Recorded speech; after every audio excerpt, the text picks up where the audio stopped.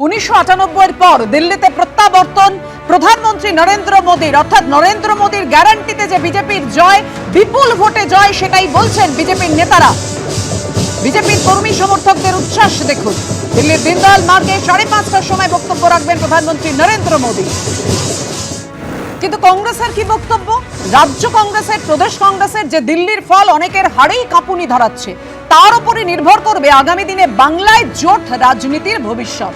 এমনই মন্তব্য প্রদেশ কংগ্রেস সভাপতি শুভঙ্কর সরকারের। আমরা বরাবর বিজেপি, আরএসএস তাদের আদর্শ বিচারধারার বিরুদ্ধে লড়াই করি, কোনো প্রশ্ন এখানে নেই।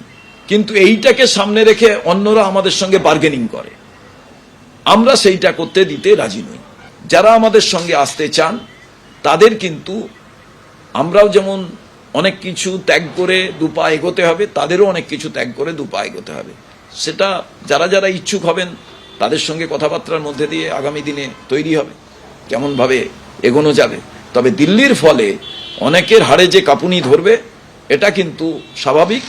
এবার আগামী দিনই ঠিক হবে কেমনভাবে আমাদের রাজনৈতিক রসায়ন বাংলায় তৈরি হয়।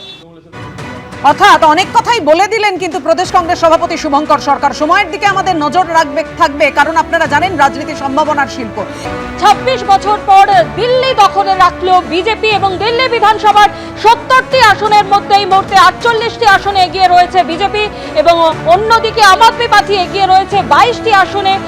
কংগ্রেস সহ অন্যান্যদের ভাড়া শূন্য এবং পরিসংখ্যানগত দিক থেকে যদি তাকাই তাহলে 8 গুণ আসন বাড়িয়েছে বিজেপি এবং অন্যদিকে 3 ভাগের মাত্র 1 ভাগ আসনে এগিয়ে রয়েছে আম আদমি পার্টি।